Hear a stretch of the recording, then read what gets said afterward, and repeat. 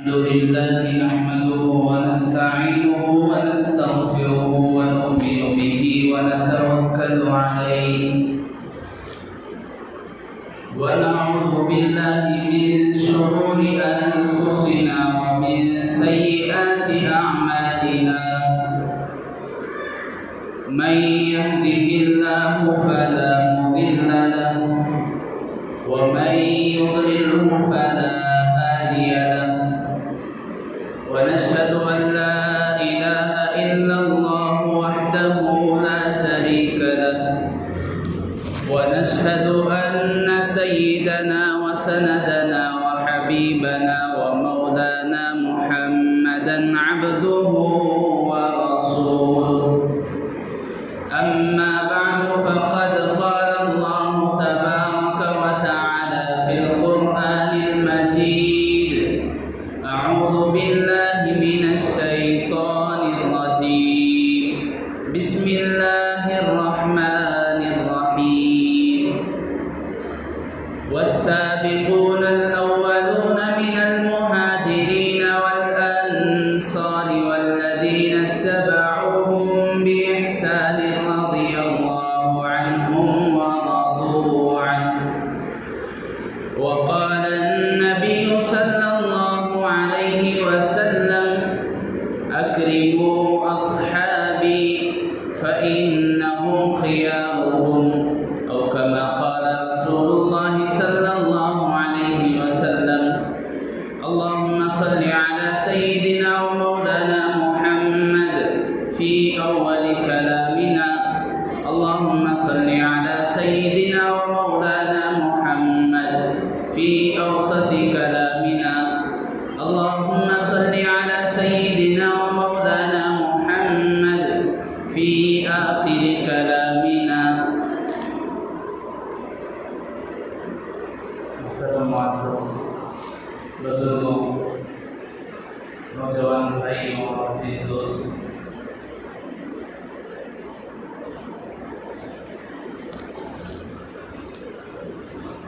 ہم سب اس بات کو مانتے ہیں اور اس بات پر ہمارا ایمان ہے، یقین ہے رسول اکرم صلی اللہ علیہ وسلم سب سے آخری نبی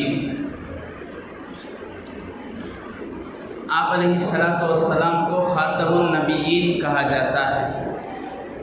خاتم النبیین کا مطلب آپ پر نبی اور رسول کا سلسلہ بند ہے۔ جب آپ آ گئے تو گویا کہ اب آپ آخری نبی ہیں، آپ کے بعد قیامت تک، قیامت کی صبح تک کوئی نبی نہیں آ سکتا۔ اور یہ آپ علیہ السلام کی خصوصیت ہے، آپ علیہ السلام کا مقام اور مرتبہ ہے، جسے آپ علیہ السلام نے حدیث پاک میں فرمایا کہ مجھے اللہ تبارک و تعالیٰ نے دیگر انبیاء پر، دیگر رسولوں پر، مجھ سے پہلے جتنے انبیاء اور رسول آئے ان پر 6 چیزوں سے فضیلت دی ہے۔ 6 چیزیں مجھ میں ایسی ہیں، وہ چیزیں مجھ سے پہلے دیگر انبیاء میں نہیں تھی، اور ان میں سے ایک چیز یہ ہے وَخُتِمَ بِيَ النَّبِيُّونَ، مجھ پر اللہ تبارک و تعالیٰ نے نبوت اور رسالت کا سلسلہ بند کر دیا ہے، مہر لگا دی ہے۔ جس طرح آدمی کوئی لفافہ، کوئی ڈاکومنٹ، کوئی پیپر ایک لفافے میں ڈالتا ہے، ڈالنے کے بعد اب اس کو بند کرنے کے بعد اس پر مہر لال رنگ کی ایک مہر لگا دی جاتی ہے، جو عموماً موت کی مہر ہوتی ہے۔ اس کا مطلب یہ ہے عموماً اس طرح کی مہر حکومتی اور سیاسی جو بھی دستاویزات ہوتے ہیں ان لفافوں پر لگتی ہے۔ اس کا مطلب یہ ہے کہ اب اس لفافے میں کوئی اور دستاویز داخل نہیں ہو سکتا، اب یہ دستاویزات کے لیے لفافہ بند ہو چکا ہے، تو اس مہر کو کہتے ہیں خاتم۔ اللہ کے نبی علیہ السلام کو کہا گیا ما کان محمد ابا احد من رجالکم ولکن رسول اللہ وخاتم النبیین، کہ آپ علیہ السلام پر ہم نے نبوت اور رسالت کے سلسلے کو مہر لگا دی، یعنی اب آپ کے بعد کوئی کتنا ہی اچھا آدمی کیوں نہ ہو، کوئی کتنا ہی بڑا ولی کیوں نہ ہو، کوئی کتنا ہی بڑا عالم اللہ کا برگزیدہ بندہ کیوں نہ ہو، لیکن ہمارا عقیدہ تو یہ ہے وہ نبی کے مقام کو تو کیا، وہ تو صحابی کے پیر کے دھول کے برابر تک نہیں پہنچ سکتا۔ آپ علیہ السلام کو جو خاتم النبیین کہا جاتا ہے، یعنی آپ تمام نبیوں کے آخر میں آنے والے، اس کا ایک مطلب علماء نے یہ بھی بتایا ہے کہ اللہ کے نبی علیہ السلام سے پہلے تقریباً 1.25 انبیاء، 1,24,000 انبیاء کی آمد اور بعثت ہوئی ہے۔ ان میں جو خوبیاں اللہ تبارک و تعالیٰ نے رکھی تھی، وہ ساری خوبیاں اللہ تبارک و تعالیٰ نے رسول اللہ صلی اللہ علیہ وسلم کے اندر ایک ساتھ ایک جگہ جمع کر دیا۔ اسی لیے فارسی میں ایک بہت بڑے عالم، بہت بڑے شاعر گزرے، انہوں نے لکھا ہے حسن یوسف دم عیسیٰ ید بیضا داری، حسن یوسف دم عیسیٰ ید بیضا داری، آنچ خوباں ہما دارند تو تنہا داری۔ آپ سے پہلے جتنے انبیاء اور رسول گزرے ہیں، حضرت موسیٰ کی الگ خصوصیت تھی، ان کا الگ معجزہ تھا، ان کا الگ جام و جلال تھا۔ حضرت عیسیٰ کی الگ خصوصیت تھی، حضرت یوسف کی الگ خصوصیت تھی، وہ اپنے حسن کی وجہ سے پہچانے گئے۔ حضرت سیدنا ابراہیم علیہ السلام اپنی قربانیاں اور اللہ تعالیٰ کے ساتھ جو دوستی تھی اس کی وجہ سے پہچانے گئے۔ حضرت آدم علیہ السلام کی، اسی طرح جتنے بھی انبیاء اور رسول آئے ان میں سے ہر ایک کی الگ خصوصیت تھی، اور ان ساری خصوصیتوں کو، ان کے سارے باکمال عادات اور اوصاف کو اللہ تبارک و تعالیٰ نے رسول اللہ صلی اللہ علیہ وسلم کے اندر رکھ دیا۔ اسی لیے مولانا نے کہا شعر میں کہ یوسف کا حسن حضرت عیسیٰ کے کمالات اور معجزات، اور حضرت عیسیٰ علیہ السلام کو جو اللہ تبارک و تعالیٰ نے خاص طور پر معجزے عطا کیے تھے کہ وہ اپنے بغل میں ہاتھ رکھ کر اپنے ہاتھ کو باہر نکالتے تو وہ روشن ہو جاتا، چاندی کی طرح چمک رہا ہوتا۔ کسی کوڑ پر ہاتھ رکھ کر ہاتھ پھیرتے تو اس کا کوڑ پر اس کی بیماری دور ہو جاتی۔ مردے کے سامنے کھڑے ہو کر قم باذن اللہ کہتے تو اللہ کے حکم سے مردہ زندہ ہو جاتا۔ یہ سارے خوبیاں الگ انبیاء کی، حضرت عیسیٰ کی اور موسیٰ کی، یہ ساری چیزیں اللہ کے نبی علیہ السلام کے اندر اللہ تعالیٰ نے رکھ دی تھی۔ جیسا کہ حضرت یوسف کا حسن، اس سے بڑھ کر اللہ کے نبی علیہ السلام کا حسن تھا۔ اما جان ام المؤمنین حضرت عائشہ رضی اللہ عنہا بیان کرتی تھی کہ مصر کی عورتوں نے حضرت یوسف کے حسن کو، ان کی خوبصورتی کو دیکھا تو دیکھ کر چھری کو اپنے انگلیوں پر پھیر دیا تھا۔ ان کے حسن کی وجہ سے ان کی انگلیاں کٹ گئی تھی، اور مصر کی عورتوں کی، اگر وہ مصر کی عورتیں میرے رسول اللہ کو دیکھ لیتی تو اپنے جگر کے کلیجے کو کاٹ لیتی۔ یہ تھا اللہ کے نبی علیہ السلام کا حسن۔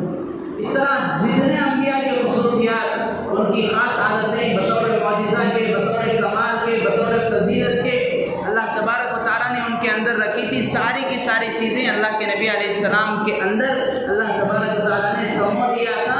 اور اللہ کے نبی علیہ السلام کے اندر جو خصوصیات تھے، جو کمالات تھے، وہ سارے کے سارے حضرات صحابہ کو اللہ تعالیٰ نے دے دیا۔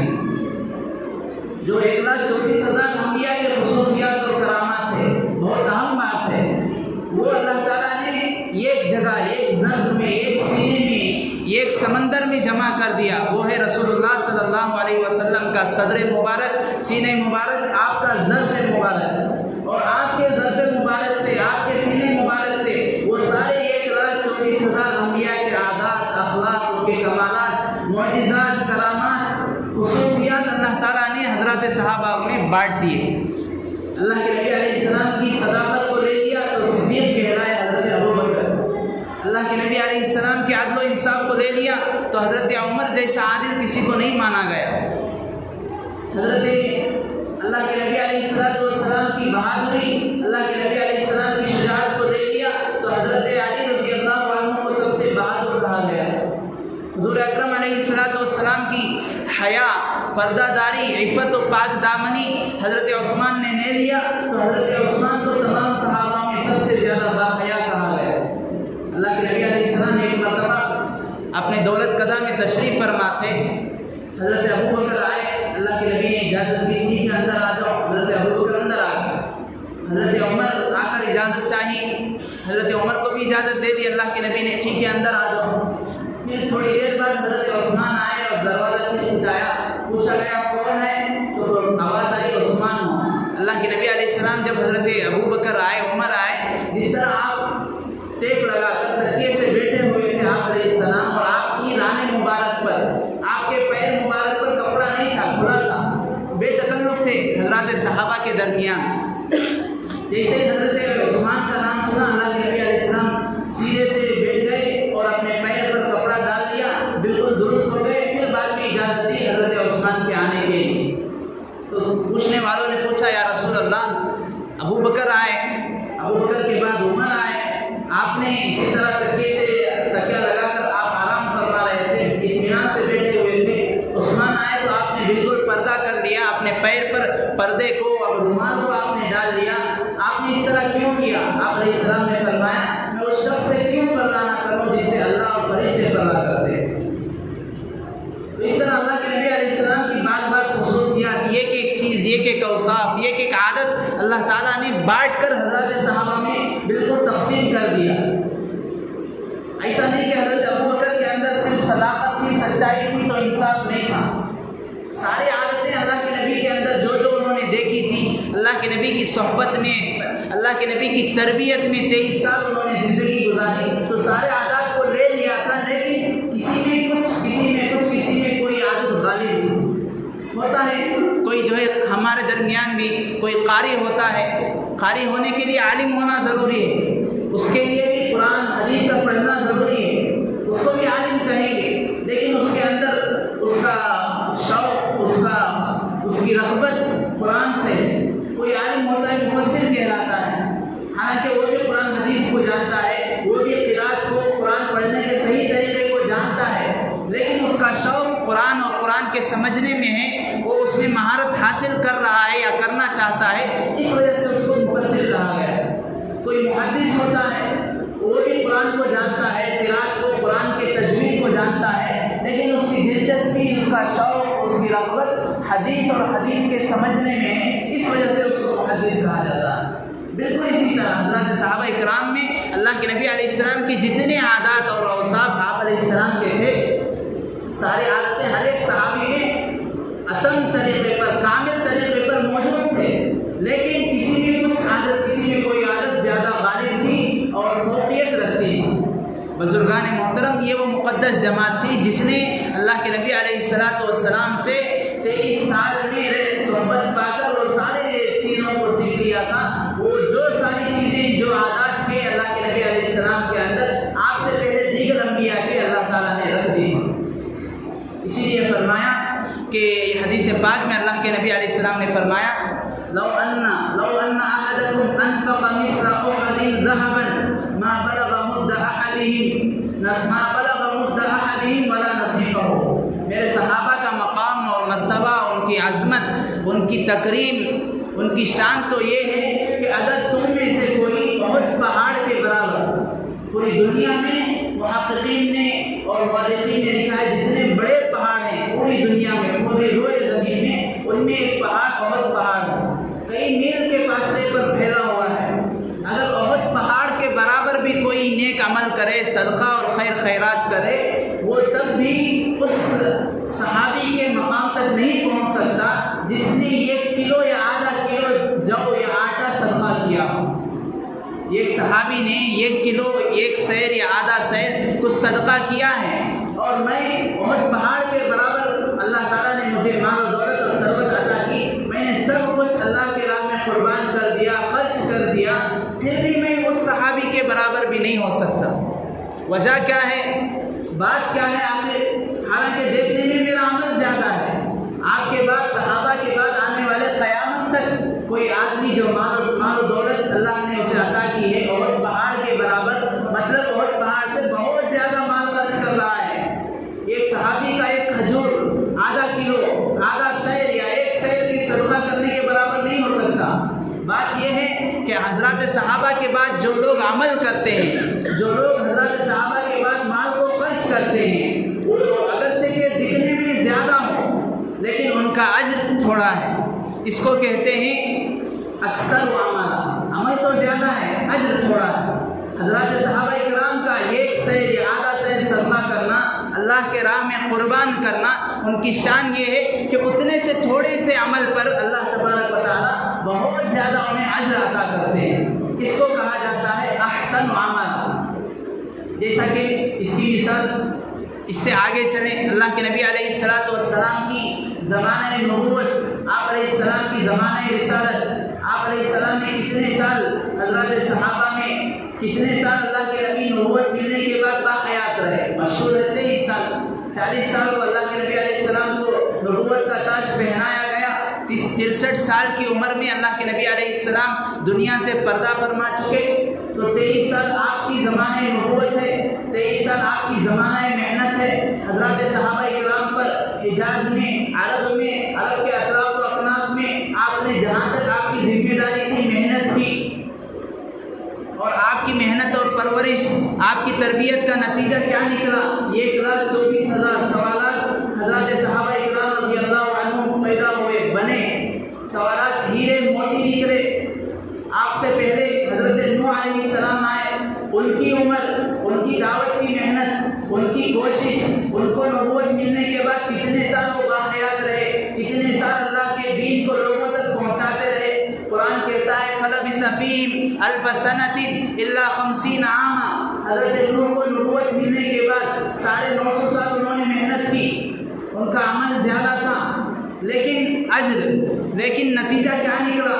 جب اللہ تبارک و تعالیٰ نے طوفان کو بھیجا، جب طوفان آیا، غرق، اللہ تعالیٰ نے ان کی قوم کو، نافرمانوں کو ہلاک کرنا چاہا، تو اللہ تعالیٰ نے حکم دیا کہ آپ ایک کشتی بنا لیں اور اس میں فرما برداروں کو لے لیں، تو سارے فرما برداروں کی تعداد علماء نے بتائی ہے صرف 85 تھی، صرف 80 پر 5 تھی، تو ان کا عمل زیادہ تھا لیکن اجر اور نتیجہ، رزلٹ تھوڑا تھا۔ اس کو کہا جاتا ہے اکثر و عملہ۔ اللہ کے نبی علیہ السلام کا محنت، آپ علیہ السلام کی عمر، آپ علیہ السلام کی مدت رسالت، آپ علیہ السلام نے کتنے سال حضرات صحابہ اور دین کو پہنچانے میں لگائے؟ 23 سال۔ محنت کم ہے، عمل تھوڑا ہے لیکن اجر زیادہ ہے، اس کو کہا گیا قرآن اور حدیث میں احسن عملہ۔ بالکل اسی طرح حضرات صحابہ کرام اگر ایک سیر، آدھا سیر، جو یا آٹا جو بھی اللہ کے راہ میں قربان کرے، یہ اگرچہ کہ ان کا عمل تھوڑا ہے لیکن ان کا اجر اور نتیجہ اللہ کے یہاں زیادہ ہے، اس کو کہا جاتا ہے احسن عملہ۔ حضرات صحابہ کے بعد قیامت تک آنے والا کوئی بھی امتی، کوئی بھی کتنا بڑا ولی کیوں نہ ہو، کتنا بڑا مالدار کیوں نہ ہو، کتنا بڑا مخلص کیوں نہ ہو، اللہ کے راہ میں احد پہاڑ کے برابر بھی وہ صدقہ کرتا ہے، احد پہاڑ کے برابر بھی اس کے پاس نیکیوں کا، اعمال کا ذخیرہ ہے، لیکن اس کا ثواب کم ہے، اس کو کہا جائے گا اکثر عملہ، حضرات صحابہ کو کہا جائے گا احسن عملہ۔ وجہ یہ ہے کہ ان دونوں کے درمیان یہ فرق، یہ امتیاز اس وجہ سے ہے، اللہ تبارک و تعالیٰ نے آپ علیہ السلام کو، جناب محمد رسول اللہ خاتم النبیین صلی اللہ علیہ وسلم کو بتا دیا کہ یہ اے محمد یا رسول اللہ، آپ کا اعزاز یہ ہے، آپ کی فضیلت یہ ہے، آپ کا ہمارے یہاں مقام و مرتبہ یہ ہے کہ جتنے نمائندے میرے تھے اتنے نمائندے آپ کے، جتنے قاصد میرے تھے اتنے قاصد آپ کے ہیں، جتنے سفیر میرے بنے اتنے سفیر آپ کے ہیں۔ اللہ تبارک و تعالیٰ کے کم و بیش تقریباً 1,24,000 سوالات انبیاء کرام علیہ السلام کو اللہ تعالیٰ نے دنیا میں بھیجا، وہی تربیت 23 سال کے نتیجے میں جو نتیجہ نکلا، 23 سال کی تربیت کے بعد جو ثمرہ، جو پھل اللہ تبارک و تعالیٰ نے رسول اللہ کی آنکھوں کے سامنے دکھایا، 1,24,000 صحابہ ہیں۔ اللہ تعالیٰ نے بتا دیا کہ آپ کے آ جانے سے نبوت کا دروازہ بند ہے اور آپ کے چلے جانے سے صحابیت کا دروازہ بند۔ آپ کے آنے کے بعد کوئی نبوت کا دعویٰ کرے، اسود عنسی ایک شخص پیدا ہوا، آپ علیہ السلام کی حیات طیبہ میں نبوت کا دعویٰ کیا، مسلمہ کذاب، اس طرح کئی لوگوں نے نبوت کا دعویٰ کیا۔ اللہ تعالیٰ نے بتایا یا رسول اللہ، اے محمد، آپ کا اعزاز تو ہمارے یہاں اتنا بلند ہے کہ آپ کے آنے کے بعد کوئی نبوت کا دعویٰ کرے، کوئی نبوت کا دعویٰ کرے وہ بے دین ہے، جھوٹا ہے، کذاب ہے۔ اسی طرح آپ کے چلے جانے کے بعد اگر کوئی صحابی ہونے کا دعویٰ کرے وہ بھی بے دین، جھوٹا اور کذاب۔ بزرگان محترم، یہ مقام حضرات صحابہ کرام رضی اللہ عنہم اجمعین کا ہے۔ اس طرح ہمارے لیے ایک موٹی سی مثال، ایک باپ ہے، اس کے کئی اولاد ہیں، 4 بیٹے ہیں، اس سے پوچھے بھائی آپ کے بیٹے کتنے ہیں؟ آپ کو پہلے بیٹے سے بیٹے کتنے ہیں، یعنی پہلے بیٹے کے پوترے آپ کو کتنے ہیں؟ وہ کہے 12۔ دوسرے سے پوچھے آپ کے اولاد کتنے ہیں؟ وہ بھی کہے 12۔ تیسرے سے پوچھے آپ کے اولاد کتنے ہیں؟ وہ بھی کہے 12۔ چوتھے سے پوچھا گیا آپ کی اولاد کتنی ہے؟ وہ بھی کہے 12۔ تو یہ اتفاق ہمارے لیے ہے، اللہ تبارک و تعالیٰ نے تو نظام ایک بنایا ہے، جو بھی چیز اتفاق ہوتی ہے اتفاق ہمارے لیے، اس لیے کہ ہم تقدیر کو نہیں جانتے، اللہ کے فیصلوں سے ہم واقف نہیں ہیں، اس لیے وہ ہمارے لیے اتفاق ہے۔ لیکن اللہ تعالیٰ تو آج سے جب تقدیر اللہ تبارک و تعالیٰ نے بنایا، جب قلم کو حکم دیا تھا لکھنے کے لیے، سب سے پہلے اللہ تعالیٰ نے قلم کو پیدا کیا اور کہا کہ لکھ۔ قلم نے پوچھا باری تعالیٰ میں کیا لکھوں؟ اللہ تعالیٰ نے کہا کہ آج سے قیامت تک کے ہونے والے ہر ذری چیز کو تو لکھ دے۔ اسی وقت اللہ تعالیٰ نے لکھ دیا تھا کہ میرے پیغمبر، میرے نمائندے، میرے قاصد، میرے سفیر 1,24,000 ہوں گے، تو میرا آخری سفیر، میرا آخری پیغمبر محمد رسول اللہ صلی اللہ علیہ وسلم کے قاصد بھی 1,24,000 ہوں گے۔ بزرگان محترم، یہ مقام حضرات صحابہ کرام رضی اللہ عنہ اجمعین کا ہے۔ ان کے اوصاف اور ان کے کمالات حضرات صحابہ نے خود بیان کیے ہیں۔ ایک روایت میں ہے، حضرت عبداللہ بن مسعود رضی اللہ عنہ فرماتے ہیں، گزشتہ جمعہ مختصر طور پر یہ روایت پیش کی گئی تھی۔ حضرت عبداللہ بن مسعود فرماتے ہیں، من کان مستنا فلیستن بمن قد مات فإن الحي لا تؤمن عليه الفتنة اولئک اصحاب محمد صلی اللہ علیہ وسلم۔ جو شخص کسی کو اپنا آئیڈیل، اپنا پیشوا، اپنا رہبر، اپنا مقتدی بنانا چاہے، وہ ان لوگوں کو بنائے جو دنیا سے جا چکے ہیں، اس لیے کہ فإن الحي لا تؤمن عليه الفتنة۔ جو شخص زندہ ہے وہ اس کے ساتھ خطرہ لگا ہوا ہے، اس کے ساتھ ابلیس لگا ہوا ہے، اس کے ساتھ شیطان لگا ہوا ہے، اس کا بھی نفس ہے۔ ہو سکتا ہے آج وہ صحیح راستے پر ہے، کل بھٹک جائے، ہو سکتا ہے آج وہ صراط مستقیم پر گامزن ہے، کل اللہ نہ کرے وہ گمراہ ہو جائے۔ اس لیے اگر تم کسی کو اپنا پیشوا، مقتدی، رہبر اور آئیڈیل بنانا چاہتے ہو تو حضرات صحابہ کرام رضی اللہ عنہ اجمعین کو بناؤ۔ وجہ یہ ہے کہ ان کے ایمان پر مہر لگ چکی ہے۔ آدمی دنیا سے چلا گیا، دنیا سے رخصت ہو گیا، اب اس کے گمراہ ہونے کا سوال ہی نہیں ہے، اس لیے کہ اس کے اعمال کا سلسلہ تو بند ہو گیا۔ اب وہ چاہ کر بھی 2 رکعت نماز نہیں پڑھ سکتا، اب وہ چاہ کر بھی 1 روپیہ صدقہ نہیں کر سکتا، اب وہ چاہ کر بھی ایک سجدہ اللہ کے یہاں ادا نہیں کر سکتا۔ جب اس کے اعمال کا سلسلہ منقطع ہو گیا، بند ہو گیا، تو اب اس کے سیدھے راہ پر ہونے یا گمراہ ہونے کا سوال نہیں اٹھتا۔ اس لیے تمہیں چاہیے کہ حضرات صحابہ کو مقتدی بناؤ۔ کانوا افضل هذه الامہ، حضرات انبیاء کرام علیہ السلام، بالخصوص رسول اللہ صلی اللہ علیہ وسلم کے بعد اس آسمان کے نیچے، زمین کے اوپر اگر کوئی مقدس جماعت گزری ہے، اگر کوئی پاکیزہ جماعت گزری ہے، اگر کوئی منتخب جماعت گزری ہے، تو وہ ہے حضرات صحابہ کرام رضی اللہ عنہ اجمعین کی جماعت۔ تم انہیں پیشوا اور رہبر بناؤ۔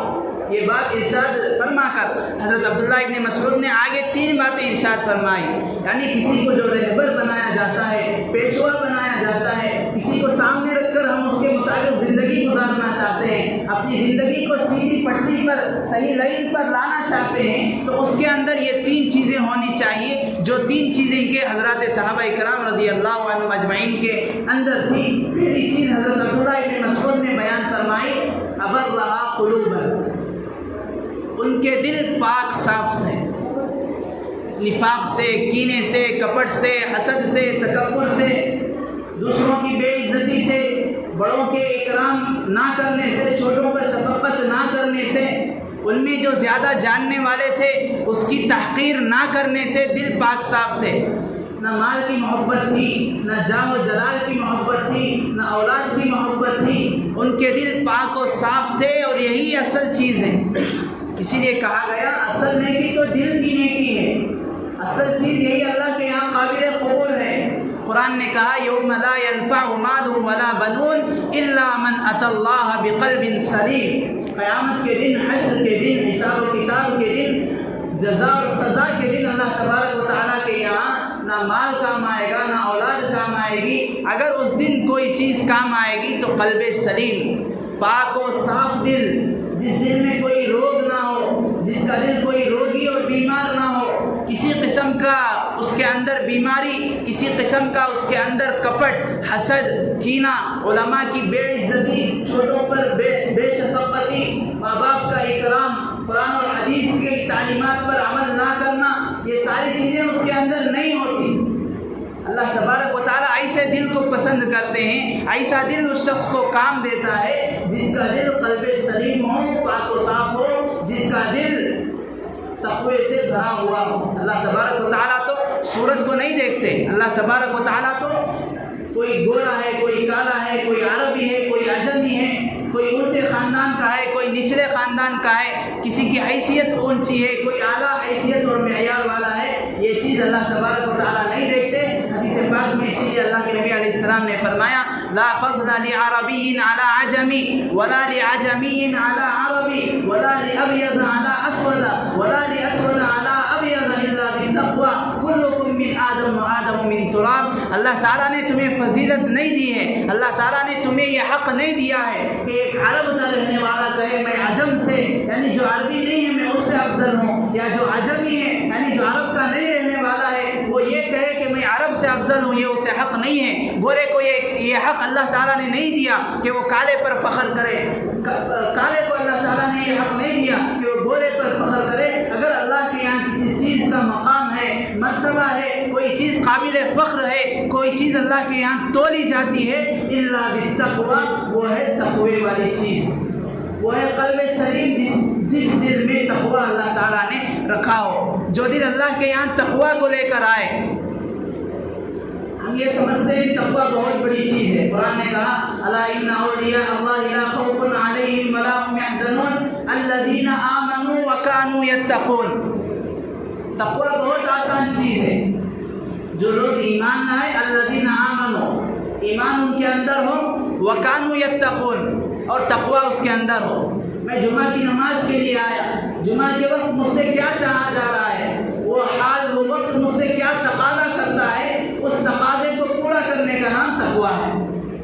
جمعہ میں آئے، اردو خطبہ ہو رہا ہے، اردو خطبے کو غور سے سننا، یہ تقوی کا نام ہے۔ حدیث پاک میں اللہ کے نبی نے بیان فرمایا جو شخص جمعہ کے دن حاضر ہوتا ہے اور خطیب کی بات غور سے سنتا ہے اور خطیب کے جتنے زیادہ قریب بیٹھتا ہے، کل قیامت کے دن وہ اللہ کے عرش کے اتنا قریب ہوگا۔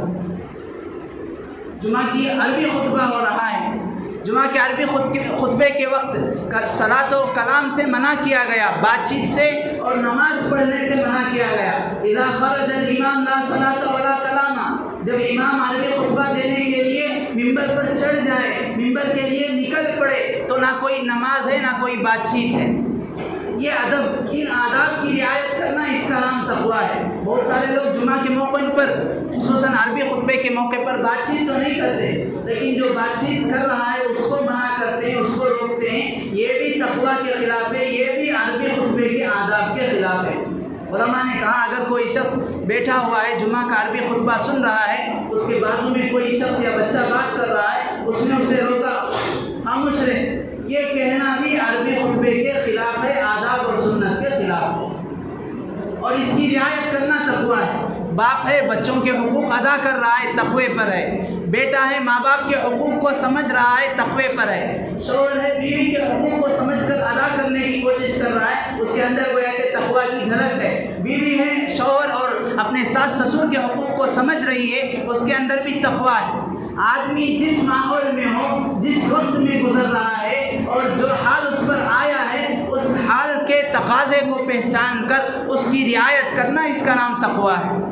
بزرگان محترم، اسی لیے اللہ نے فرمایا ان اکرمکم عند اللہ اتقاکم، میرے پاس اس شخص کا اکرام کیا جائے گا تم میں سے جو تم میں سے متقی ہوگا، جس کے دل میں تقوی ہوگا، جس کے دل میں میرا خوف، میرا لحاظ، میرا ڈر، میری محبت ہوگی، اسی کا اکرام ہوگا۔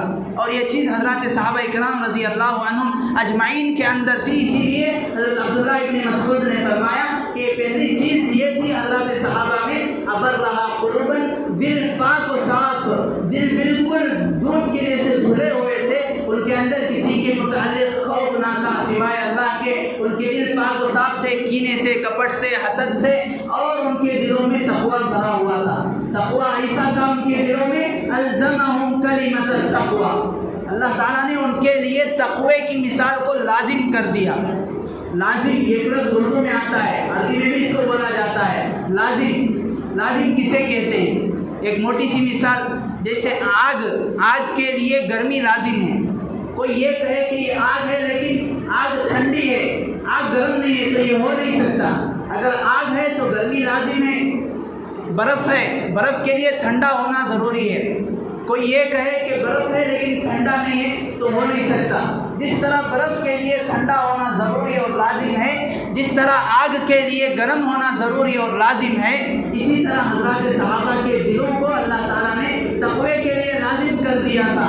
علماء نے فرمایا سارے حضرات صحابہ کے بعد سے قیامت تک کے آنے والے لوگوں کے لیے تقوی کو پیدا کیا، لیکن حضرات صحابہ کو تقوی کے لیے پیدا کیا گیا. سارے لوگوں کو حکم دیا کہ تقوی اختیار کرو، لیکن تقوی کو حکم دیا گیا کہ صحابہ کے دلوں میں جا کر بس جا. یہ چیز حضرت صحابہ اکرام کی خصوصیت تھی، فضیلت تھی. اسی کو حضرت عبداللہ ابن مسعود نے فرمایا ابر رہا قلوباً، ان کے دل پاک و صاف تھے، تقوی سے بھرے ہوئے تھے. دوسری چیز حضرت عبداللہ ابن مسعود نے فرمایا وَأَعْمَقَهَا عِلْمًا، ان کے اندر علم تھا، قرآن اور حدیث کو سمجھنے والے تھے، حال کے تقاضے کو پہچان کر اس کے مطابق زندگی گزارنے والے تھے.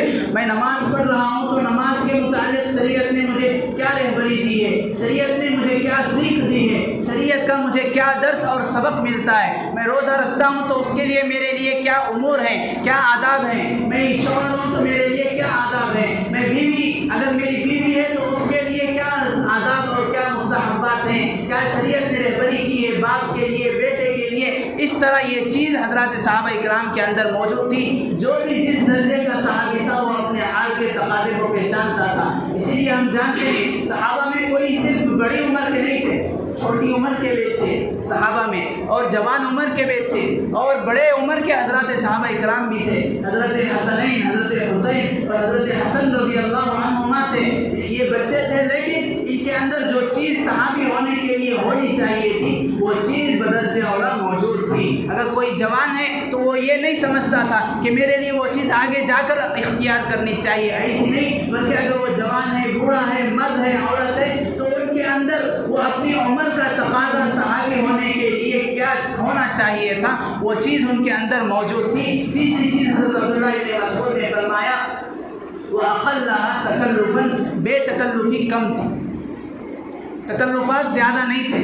اسی لیے علماء نے فرمایا جہاں تکلفات زیادہ ہوتے ہیں وہاں تکلیفیں بھی زیادہ ہوتی ہیں. آدمی دعوت کر رہا ہے، نکاح کی، ولیمے کی دعوت کر رہا ہے، عقیقے کی جو بھی دعوت کر رہا ہے، عقیقے کی دعوت کرنا سنت ہے.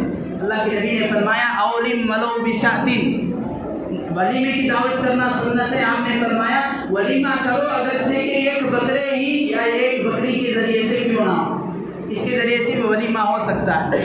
اب آدمی سوچ رہا ہے کہ میں اگر صرف 50 لوگوں کی دعوت رکھتا ہوں تو لوگ کیا کہیں گے، اگر میں صرف ایک قسم کا پکوان رکھتا ہوں تو لوگ کیا کہیں گے، اگر میں شادی میں حل کو نہیں لیتا، شادی حال بک نہیں کرتا، لوگ کیا کہیں گے، اگر میں گھر کے پاس پنڈال ڈال کر، شامیانہ ڈال کر سادگی سے نکاح کرتا ہوں تو لوگ کیا کہیں گے. ہر بات میں لوگوں کی رضا کو مقصود رکھنا یہی ہے تکلف، اور یہی چیز آدمی کو تکلیف میں بھی مبتلا کرتی ہے. دنیاوی تکلیف بھی ہوگی، خواہ کے اس کے اوپر اخراجات، خواہ کے اخراج قرض بڑھیں گے، اور آخرت کی بھی تکلیف ہوگی. اللہ کے یہاں اسے حساب دینا ہوگا. سود پر وہ پیسہ لے رہا ہے، حرام مال کو وہ ایک نیک اور جائز عبادت نکاح کے لیے وہ استعمال کر رہا ہے، اس کا اللہ کے یہاں جواب دینا پڑے گا. حدیث مبارکہ میں آتا ہے جو شخص 1 روپیہ بھی خرچ کرتا ہے کسی جگہ پر، اللہ تبارک و تعالیٰ کے یہاں اس کا حساب دینے تک اس کے پیر اللہ کے یہاں سے نہیں ہٹے گی.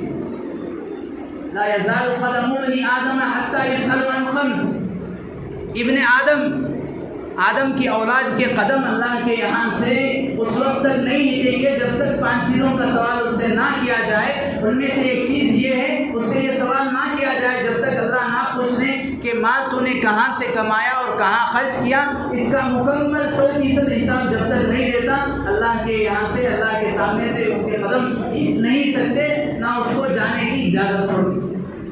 بزرگان محترم اسی لیے فرمایا اقلھا تکلفا، بے تکلفی جس کے اندر زیادہ ہوگی اور جس کے اندر علم ہوگا اور جس کے اندر جس کا دل صاف ہوگا، جس کے اندر خصوصیت سے یہ 3 چیزیں ہوتی ہیں، وہ کسی قوم کا، وہ کسی علاقے کا، وہ کسی مسجد کا، وہ کسی گھرانے کا، وہ کسی خاندان کا مقتدا، پیشوا، رہبر بن سکتا ہے، آئیڈیل بن سکتا ہے۔ یہ چیز حضرات صحابہ کرام رضی اللہ عنہم اجمعین میں تھی، اسی وجہ سے ان کو کہا گیا کانوا افضل هذه الامہ، یہ تو امت میں سب سے بہترین طبقہ ہے۔ اختارهم اللہ لصحبت نبیہ ولنشر دینہ، اللہ تعالیٰ نے ان کو نبی کی صحبت کے لیے اور دین کے ناشر بنانے کے لیے، دین کے وزیر بنانے کے لیے، دین کے محافظ بنانے کے لیے، دین کے مجاہد بنانے کے لیے اللہ تعالیٰ نے ان کو منتخب کر دیا تھا۔ اللہ تعالیٰ نے ان کے دلوں کو دیکھ کر صحابی بنانے کا شرف، صحبت کا شرف، رسول اللہ کی صحبت کا شرف انہیں عطا کیا تھا۔ اسی لیے فرمایا گیا کہ مقام 2 طرح کا ہوتا ہے۔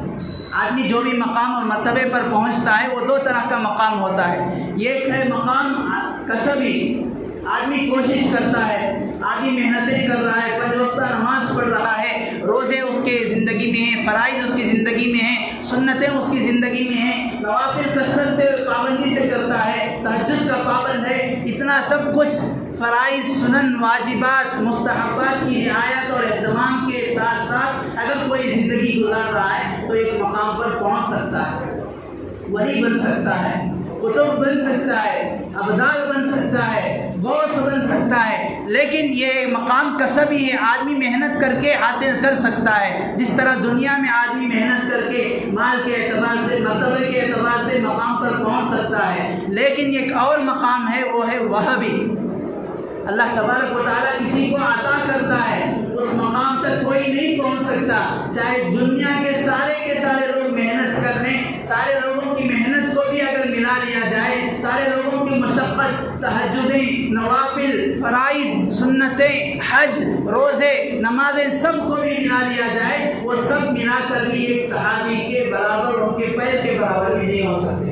اسی لیے فرمایا کہ حضرات صحابہ کو اللہ تعالیٰ نے جو مقام عطا کیا تھا وہ مقام وہابی تھا، عطائی تھا، اور حضرات صحابہ کے بعد سے لے کر قیامت تک آنے والے ہر فرد کو اس کی محنت اور مشقت، اس کی حیثیت اور استعداد کے مطابق اللہ تبارک و تعالیٰ مقام کسبی عطا کرتے ہیں۔ حضرات صحابہ کرام کی سوانح تو بہت لمبی چوڑی ہے، اللہ تبارک و تعالیٰ نے ان کو قرآن پاک میں کئی جگہ تذکرہ کیا ہے۔ علماء نے یہ حضرات صحابہ کرام کے فضائل میں بہت ساری کتابیں جلدوں میں لکھی ہیں، سیرت الصحابہ کے نام سے، مناقب صحابہ کے نام سے بہت ساری کتابیں، 10 کتابیں، 20 50 20 سووں کی کتابیں لکھی ہیں۔ اس کو ایک جمعہ 2 جمعہ میں، ایک وقت میں، آدھے گھنٹے میں بیان کرنا بہت بڑی مشکل چیز ہے۔ اس لیے مختصر سے حضرات صحابہ کرام کے فضائل اور ان کا مقام و مرتبہ تھا تاکہ ہم اسے پہچانیں، اس وجہ سے کہ یہی لوگ، یہی جماعت ہمارے لیے دین، قرآن، حدیث، اللہ تبارک و تعالیٰ کی معرفت، قرآن اور حدیث کی سمجھ بوجھ ہم تک پہنچانے والے ہیں۔